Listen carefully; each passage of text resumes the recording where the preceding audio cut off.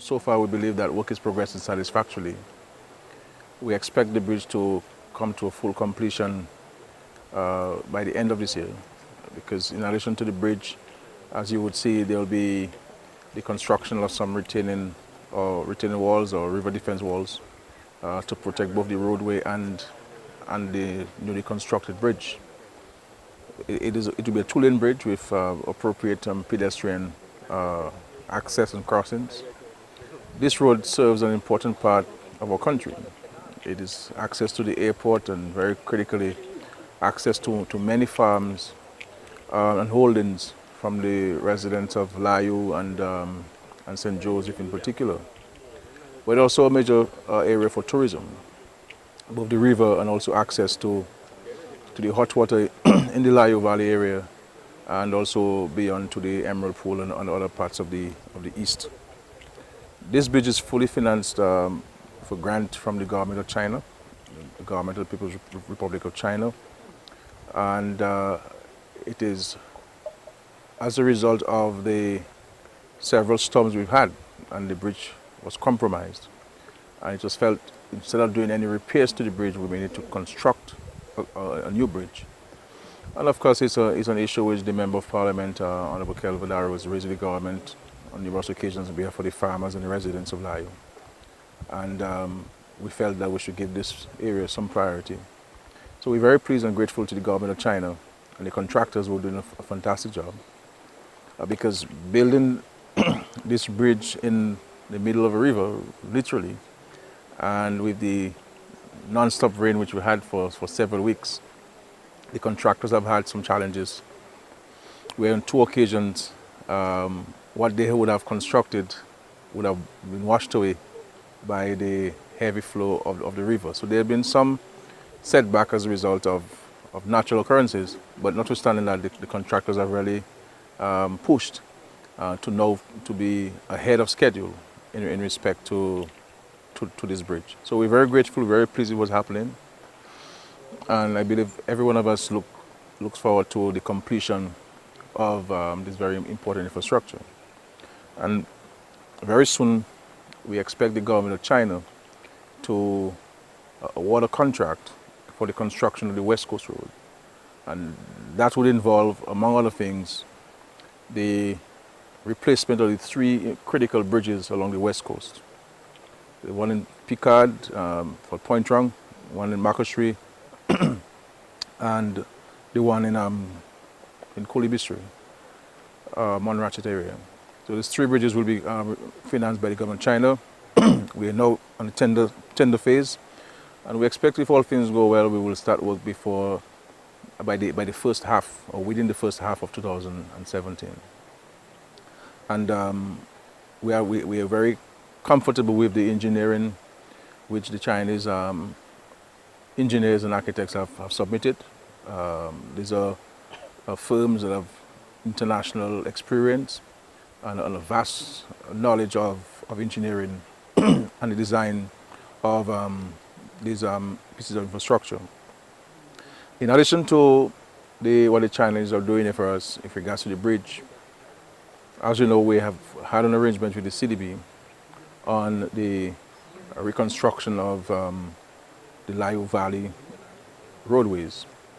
We will have to increase the current loan amount because Erica would have created additional challenges for us in the Lio area, where virtually from the Lio Bridge to this bridge has been washed away. So the entire roadway has been washed away. And so the funds which we would have set aside for sections of the road that were washed away when we had the collapsing of the dam, we now have to extend it all the way to the bridge. And of course from the bridge to Pokase, the roundabout in Pokase. So we are hoping that with the additional funds from the CDB, we will be able to reconstruct this roadway and to allow for a safer ride, a more comfortable ride, and with the improvement of the infrastructure. So there are a lot of these things that will be taking place in 2017. But today we are here to speak specifically about the York Valley Bridge, and we're very grateful to the government of China, to the efforts by the Commercial Councillor, Mr. Wang, and the Ambassador Lu and his staff, and the contractors for their efforts. Without the support of the Chinese embassy, we will not be able to make the kind of progress which we have made, because they are our point of contact between Roseau and Beijing, and their efforts are very, very critical and very important in advancing this and a number of other projects and programs which we currently have on the cards working with the government of China.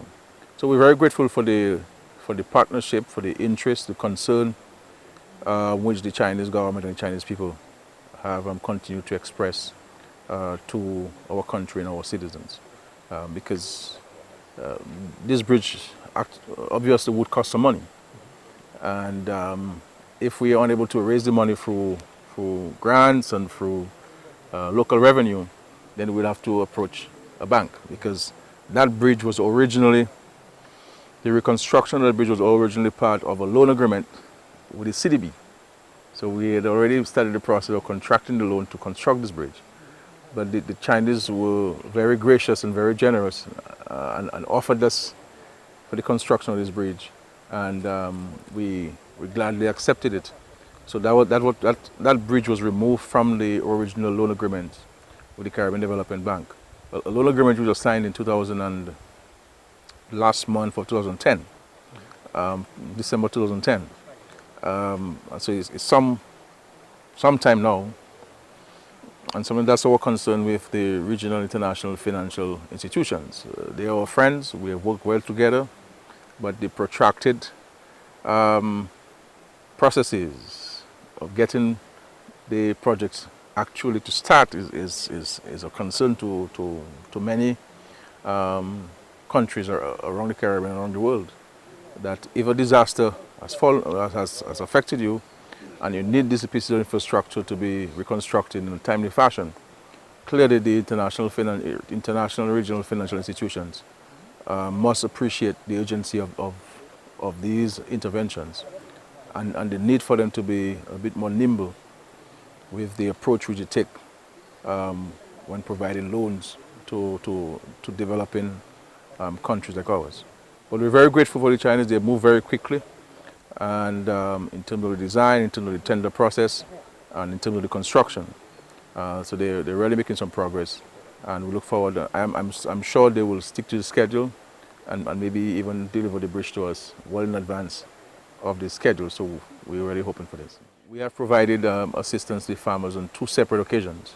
The first time when the dam washed away the road and caused obstruction to the farmers, to access to the farms, we provided farmers with a transportation allowance, because some of the farmers would have had to drive through Warner to access the farms. And of course, in this occasion, because the access to the farms, though they can cross the river and they can walk across from Warner, or drive across from Warner, on the request of the Member of Parliament, Honorable Kelvin, we gave the farmers another financial support. based on discussions with the farmers and based on the recommendations coming from the farmers themselves. So every single farmer, as far as we've been advised, was able to receive some financial support from the government. And I think from the feedback, they're all very grateful for the assistance, because the truth is, the state is not obligated to do so. It is not a legal entitlement. It is an assistance, and it is largely based on the benevolence of the government.